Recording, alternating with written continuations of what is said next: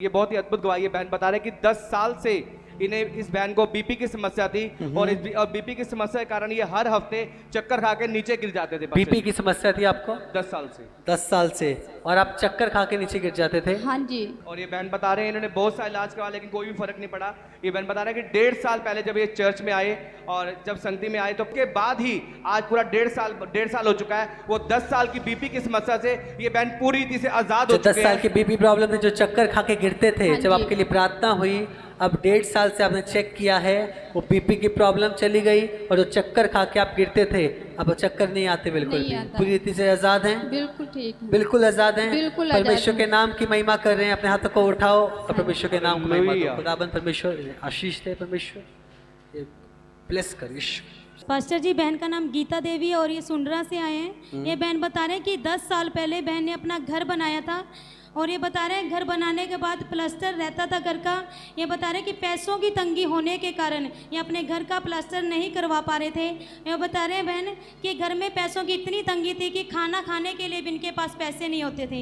ये बहन बता रहे हैं किसी ने इन्हें 6 महीने पहले सनोली चर्च के बारे में बताया और ये चर्च आए। बहुत तंगी थी घर में, बहुत तंगी, खाने को भी परेशान, खाने को भी पैसे नहीं था। और 6 महीने पहले आपने किसी ने आपको बताया चर्च के बारे में? हाँ, चर्च में आए, क्या हुआ यहाँ पर? पास्टर ये बहन बता रहे 6 महीने पहले जब ये चर्च में आए और लगातार संगति में बने रहे और ये बहन बता रहे हैं कि अभी 3-4 महीने हो चुके हैं, वो इनके घर का प्लास्टर भी हो चुका है और परमेश्वर ने नए प्लॉट के साथ भी इन्हें ब्लेस किया है। हालेलुया। और आपने बताया कि आपके पास खाने के लिए भी पैसे नहीं थे और घर प्लाट बहुत दूर की बात है। हाँ जी। हाँ, जब आप बने रहे संगति में, लगातार आते रहे, परमेश्वर का अनुग्रह आपके ऊपर हुआ और परमेश्वर ने आपको जो वो तंगी थी, तंगी से बाहर निकाला और खुद का आपको प्लाट और घर भी दिया। आपका खुद का घर है। अब तारीफ करे कलीसिया इस गवाही के लिए। ये बहन बता रहे कि 2017 में इन्होंने एक प्लाट खरीदा था और बहन ने उस प्लाट का पूरा पैसा दे दिया लेकिन रजिस्ट्री नहीं हो पाई क्योंकि जिस डीलर से इन्होंने प्लाट खरीदा था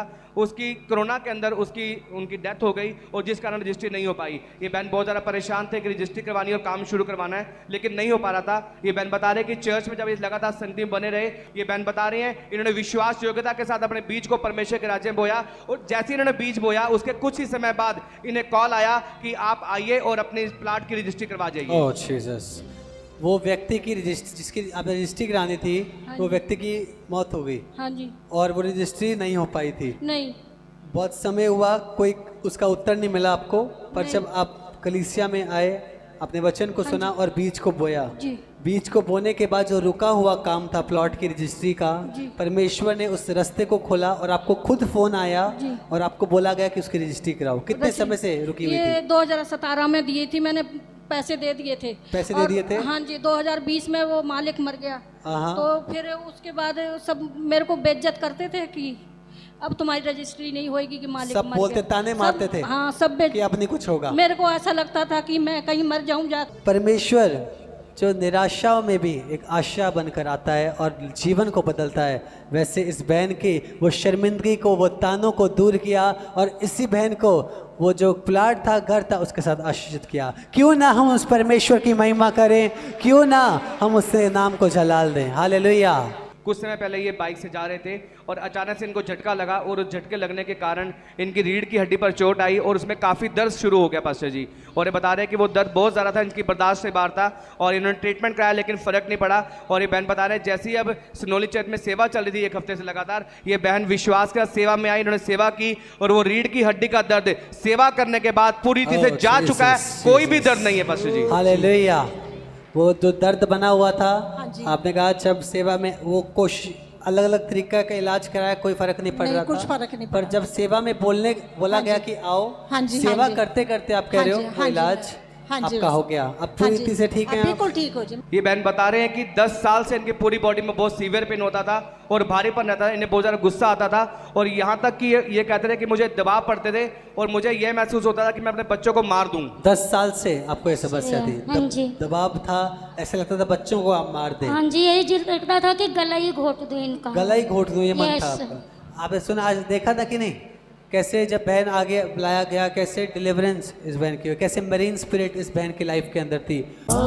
In the mighty name of Jesus, be free in the name of Jesus. कैसे परमेश्वर के आज एक छूने के द्वारा, इस हजूरी में आने के द्वारा कैसे इस बहन ने पूरी तरीके से छुटकारा पाया है। हालेलुया, तारीफ करो इस छुटकारे के लिए। इनकी शादी को 10 साल हो चुके हैं और 10 साल से इनके पास कोई भी बेबी नहीं है। जी। और ये बहन बता रहे हैं कि मार्च के अंदर किसी ने इनको प्रभु यीशु मसीह के बारे में बताया और ये मार्च मंथ में चर्च में, स्नोली चर्च में आए। बहन ने विश्वास के साथ बपतिस्मा लिया और प्रभु ने इनको ब्लेसिंग दिया। ये प्रेग्नेंट है पास्टर जी। ओह जीसस, 10 साल से, हाँ, 10 साल से बहुत दवा कराए, कुछ भी फायदा नहीं हुआ।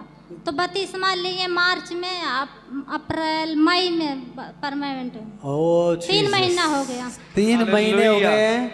ये बहन बता रही है मैं प्रेग्नेंट हूँ 10 साल से। ओह जीसस, मेरा खुदा महान है। गर्भ का फल यहोवा की ओर से प्रतिफल होता है और इस प्रतिफल को इस बहन ने इस हजूरी में प्राप्त कर लिया है। आमीन।